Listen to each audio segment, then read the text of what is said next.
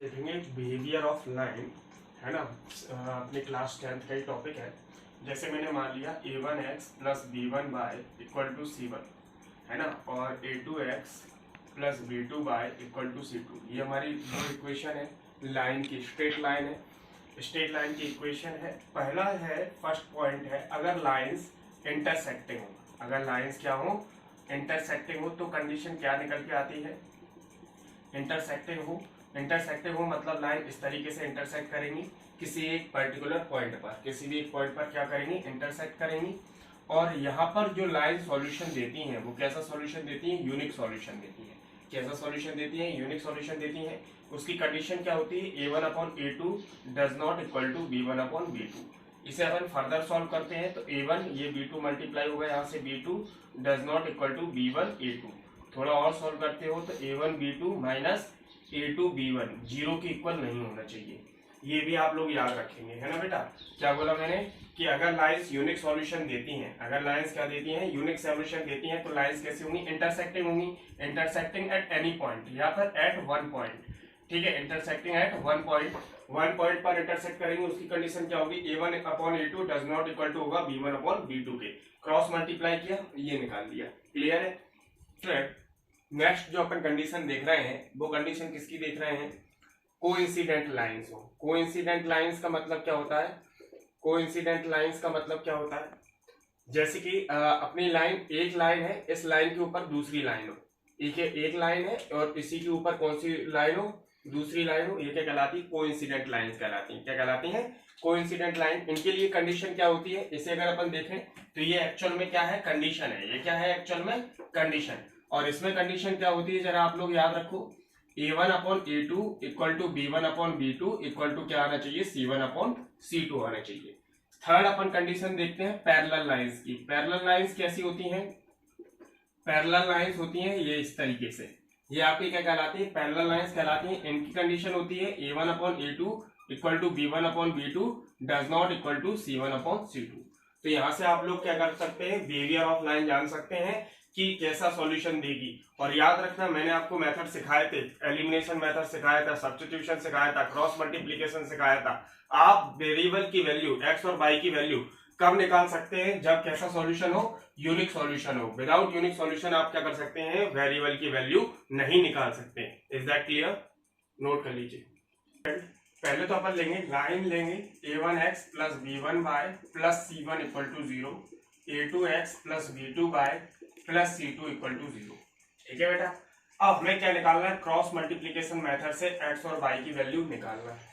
तो याद रखना, x और y की वैल्यू क्रॉस मल्टीप्लीकेशन मेथड से तभी निकलेगी जब लाइंस के कैसी लेंगी, यूनिक सॉल्यूशन लेंगी। यूनिक सॉल्यूशन को जानने के लिए आप a1b2 माइनस a2b1 को पहले क्या कर लें, जीरो कर लें। अगर ये जीरो नहीं है तो ये 110% क्या लेगी, यूनिक सॉल्यूशन लेगी। तो उसके लिए अपन जो फॉर्मूला यूज करते हैं वो क्या यूज करते हैं, x/bc minus bc y/ca minus ca 1/ab minus ab। इस तरीके से लिख दिया, bc minus bc, ca minus ca, ab minus ab, 1 2 2 1 1 2 2 1 1 2 2 1। आप इस तरीके, इस फॉर्मूले का यूज करके किसकी वैल्यू निकाल सकते हैं, x और y की वैल्यू निकाल सकते हैं। कैसे निकाल सकते हैं, इसको सॉल्व करेंगे आप, फिर एक बार कंपेयर यहाँ करेंगे, ठीक है। तो x की वैल्यू निकल जाएगी, इसको सॉल्व करेंगे, इसको कंपेयर करेंगे, तो एक बार आपको क्या निकल जाएगी, y की वैल्यू निकल जाएगी। याद रखना, कभी कभार यहाँ -1 भी आता है। -1 कब आता है, जब c1 इस साइड जाएगा, c1 क्या जाएगा, इस साइड जाएगा, तब अपन यहाँ पर क्या यूज करेंगे, -1 करेंगे। इज दैट क्लियर, नोट कर लीजिए। ओके स्टूडेंट, एक डायग्राम के थ्रू भी आप क्या कर सकते हैं, इस फॉर्मूले को क्या कर सकते हैं, याद कर सकते हैं। कैसे याद कर सकते हैं, जैसे मैंने ये b1 लिया और क्या लिया, अपना b2 लिया, और यहाँ c1 लिया, c2 लिया, a1 लिया, a2 लिया। तो आप कैसे याद कर सकते हैं, b1 c2 minus b2 c1 इसके लिए, c1 a2 minus c2 a1 इसके लिए, और फिर a1 b2 यहाँ से ये वाला पेयर यूज कर लेंगे अपन, a1 b2 minus a2 b1। तो आप इस डायग्राम से भी क्या कर सकते हैं, फॉर्मूले को याद कर सकते हैं। Is that clear. पहले आप कौन सा यूज करेंगे, c1 a2, कौन सा यूज करेंगे, b1 c2 बाई x के लिए b1 c2 minus b2 c1, by के लिए c1 a2 minus c2 a1, 1 के लिए a1 b2 minus a2 b1। इसको अपन दूसरी तरीके से भी याद कर सकते हैं। कैसे याद कर सकते हैं, जरा देखो ध्यान से। मैंने क्या बताया, जैसे अपना ये B1 B2 है, ये C1 C2 है और ये क्या है A1 A2 है। अब अपन B1 से चलना स्टार्ट करेंगे C2 पर, यहाँ पर जाकर रुक जाएंगे, रुक गए, जहां रुकते हैं वहां क्या लगता है माइनस का साइन। फिर B2 से कहाँ चले, C1 पर चले, सही है। उसके बाद हम कहाँ चले बताओ, C1 से कहाँ चले A2 पर, रुक गए, माइनस का साइन लगेगा। फिर C2 से कहाँ चले A1 पर, माइनस का साइन लगेगा। अब यहाँ से A1 से अपन कहाँ चले B2 पर, कहाँ चले B2 पर, माइनस A2 से कहाँ चले B1 पर। इस तरीके से भी याद कर सकते हैं, सबसे अच्छा तो यही है ना। फिर ये भी कर सकते हैं, ओके, नोट कर लीजिए। ये एक्सरसाइज 3.5 का फर्स्ट क्वेश्चन है। फर्स्ट क्वेश्चन में क्या बोला है, पहले तो अपन को लाइन को चेक करना है, लाइन नो सॉल्यूशन ले रही है, यूनिक सॉल्यूशन ले रही है कि इनफाइनाइट सॉल्यूशन ले रही है। चेक कर लिया, चेक करने के बाद अगर लाइन यूनिक सॉल्यूशन लेती है तो क्रॉस मल्टीप्लीकेशन मेथड से अपन को क्या फाइंड करना है, एक्स और वाई की वैल्यू। तो सबसे पहले अपन फाइंड करें कौन सा सॉल्यूशन ले रही है। जैसे मैं कंपेयर करूं, on comparing a1x plus b1y plus c1 and a2x plus b2, compare करें इसे तो a1 की वैल्यू कितनी आएगी 1, b1 की वैल्यू -3, c1 की वैल्यू -3, a2 की वैल्यू 3, b2 की वैल्यू कितनी आएगी -9, c2 की वैल्यू -2। अपन ने a1 अपॉन a2 किया तो कितना आया 1/3, b1 अपॉन b2 किया तो -3 -9, माइनस से माइनस कैंसिल, 3 1 3 3 3 9, कितना आ गया 1/3। c1 अपॉन c2 की वैल्यू की तो -3 -2, माइनस से minus cancel, c1 upon c2 equal to 3/2। हमने क्या देखा, a1 अपॉन a2 इक्वल है b1 अपॉन b2 के, इट डज नॉट इक्वल है c1 एंड c2 के। तो लाइंस कैसी होंगी, lines are parallel, parallel lines की कंडीशन थी, हेंस इट हैज, बोलो बताओ, लाइंस क्या हो गई, लाइंस क्या हो गई, पैरेलल हो गई। लाइंस अगर पैरेलल हो गई तो क्या होगा बताओ, नो सॉल्यूशन लिख लो। नेक्स्ट क्वेश्चन है, फिर से कंपेयर करेंगे, ऑन कंपेयरिंग इक्वेशन, फर्स्ट दे दो इसे, सेकंड दे दो, first and second with a1x plus b1y plus c1 equal to 0, a2x plus b2y plus c2 equal to 0। a1 कितना आया 2, b1 कितना आया 1, c1 कितना आया 5। अगर यहाँ देखो प्लस का 5 है तो इसे और सॉल्व कर सकते हो आप, क्या कर सकते हो, -5 इक्वल टू 0 कर सकते हो नहीं कर सकते हो। इसे -8 इक्वल टू 0 कर सकते हो नहीं कर सकते हो, कर सकते हैं सर। तो c1 की वैल्यू कितनी आ जाएगी -5, a2 की वैल्यू कितनी आ जाएगी 3, b2 की वैल्यू कितनी आ जाएगी 2, c2 की वैल्यू -8। a1 अपॉन a2 कितना आएगा 2/3, b1 अपॉन b2 कितना आ गया 1/2, c1 अपॉन c2 क्या आ गया -5 अपॉन -8। ठीक है, तो क्या a1 अपॉन a2 इक्वल है, नहीं है, तो अपन क्या करेंगे, क्रॉस मल्टीप्लीकेशन मेथड लगाएंगे। तो अप्लाइंग क्रॉस मल्टीप्लीकेशन मेथड, ठीक है, क्या करेंगे, कैसे अप्लाई करते थे, x upon bc minus bc, y upon ca minus ca, 1 upon ab minus ab, क्या होगा 1 2 2 1 1 2 2 1 1 2 2 1।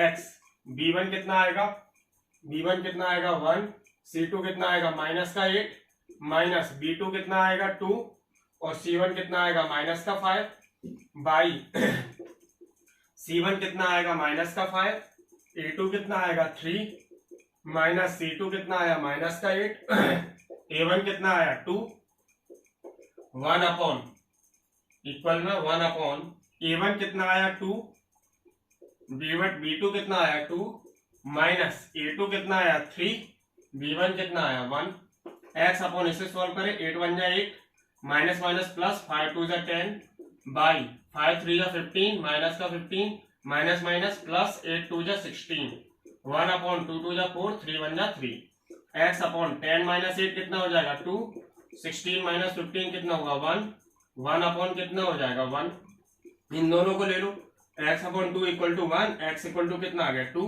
By upon 1 equal to 1, y equal to 1, hence solution क्या आ गया, x equal to 2 and y equal to 1। ठीक है बेटा, इसका थर्ड और फोर्थ आप लोग होमवर्क में करेंगे, क्लियर स्टूडेंट। ए और बी की किन वैल्यू के लिए ये लीनियर इक्वेशन क्या देगा, इनफाइनाइट नंबर ऑफ सॉल्यूशन देगा। इनफाइनाइट नंबर ऑफ सॉल्यूशन मतलब इनफाइनाइट मैनी सॉल्यूशन। अपन क्या करें, कंपेयर करें। कंपेयर कैसे करेंगे बताओ, a1x plus b1 y equal to c1, a2x plus b2 y equal to c2। a1 कितना हो जाएगा 2, b1 कितना हो जाएगा 3, c1 कितना हो जाएगा 7, a2 कितना हो जाएगा a माइनस b, b2 कितना हो जाएगा a प्लस b, c2 कितना हो जाएगा 3a plus b minus 2। For infinite many solution क्या होता है, infinite number of solution condition क्या होती है, a1 upon a2 equal to b1 upon b2 equal to c1 upon c2। तो a1 अपॉन a2 क्या होगा 2 upon a minus b, b1 upon b2 3 upon a plus b और c1 upon c2 7 upon 3a plus b minus 2। ठीक है, अब आप क्या करें, इन दोनों इक्वेशन को ले लें, सही है, फिर इन दोनों इक्वेशन को ले लें।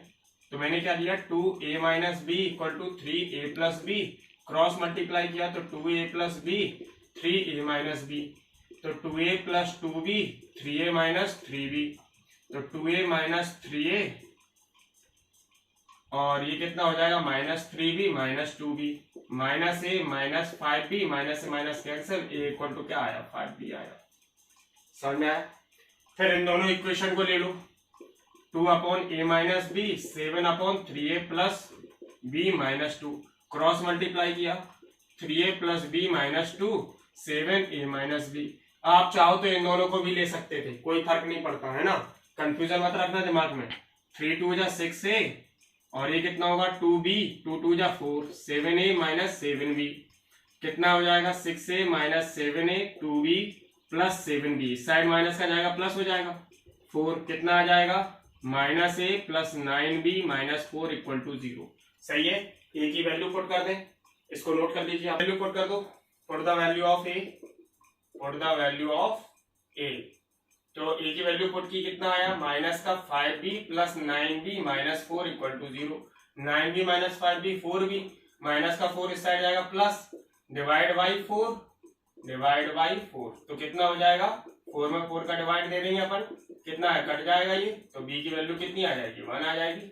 सही है कि नहीं है। इसे इक्वेशन क्या दे दो, फर्स्ट दे दो, put the value of b in equation first, put the value of b in equation first, तो कितना हो जाएगा a equal to 5b, 5 into 1, a equal to कितना हो जाएगा 5 हो जाएगा। सही है कि नहीं है। तो अपन क्या ले सकते हैं, hence a equal to 5 and b equal to 1 for which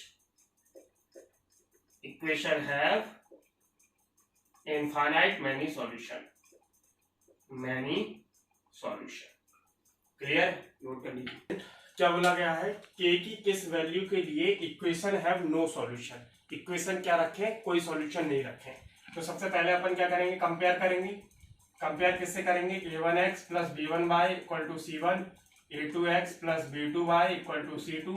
a1 कितना आ गया 3, b1 कुछ नहीं है तो कितना आ जाएगा 1 आ जाएगा, c1 कितना आ जाएगा 1 आ जाएगा। सही है कि नहीं है। a2 कितना आ जाएगा जरा बताओ 2k माइनस 1, b2 कितना आ जाएगा जरा बताओ k माइनस 1, c2 कितना आ जाएगा 2k प्लस 1। सही है कि नहीं है। For no solution, no solution की कंडीशन क्या होती थी, a1 upon a2 equal to b1 upon b2 does not equal to c1 upon c2। तो सबसे पहले अपन a1 अपॉन a2 कर लें, 3 अपॉन 2k माइनस 1 और 1 upon k minus 1 does not equal to 1 upon 2k plus 1। सबसे पहले हम किन दोनों को सॉल्व कर रहे हैं, इन दोनों को। वैल्यू निकालते हैं k की, तो कितना आ जाएगा 3 upon 2k minus 1 equal to 1 upon k minus 1, cross multiply किया तो 3k minus 1 equal to 2k minus 1। 3 का k से मल्टीप्लाई कितना होगा जरा बताओ, 3 इंटू k 3 1 जा 3 और यहाँ कितना हो जाएगा 2k माइनस 1 है। सही है कि नहीं है। 2k इस साइड आएगा तो 3k minus 2k minus 1, minus का इस साइड आएगा प्लस होगा, तो k इक्वल टू कितना आ जाएगा 2। पहली वैल्यू तो क्या हो गई, k की वैल्यू क्या होना चाहिए 2 होना चाहिए। अब अगली कंडीशन निकालें, 1 upon k minus 1 does not equal to 1 upon 2k plus 1, cross multiply करो 2k plus 1 does not equal to k minus 1, 2k k इधर आ गया minus k does not equal to minus 1, plus का इस side आएगा minus का 1, k does not equal to minus 2। क्या बोला गया है, k की वैल्यू 2 होगी तो क्या लेगा, नो सॉल्यूशन लेगा, और के की वैल्यू जब -2 नहीं होगी तो भी नो सॉल्यूशन लेगा। दोनों कंडीशन है, के की वैल्यू 2 होगी तो नो सॉल्यूशन लेगा, के की वैल्यू -2 नहीं होनी चाहिए, किसके लिए, नो सॉल्यूशन के लिए। दोनों कंडीशन याद रहेंगी आप लोगों को, हैंड्स करके आंसर लिख लेना आप लोग। इसका क्वेश्चन नंबर 3 आप लोगों को सेल्फ सॉल्व करना है, वर्ड प्रॉब्लम के लिए हम अलग से वीडियो बनाएंगे। क्लियर, इतना कर लीजिए आप। ये बेटा जिन बच्चों ने प्रीवियस चैप्टर पॉलिनोमियल नहीं पढ़ा या प्रीवियस एक्सरसाइज नहीं पढ़ी है, एलिमिनेशन मेथड, सब्स्टिट्यूशन मेथड, तो उसकी लिंक डिस्क्रिप्शन बॉक्स में दी रहेगी, आप लोग वहां से देख लीजिए। ठीक है।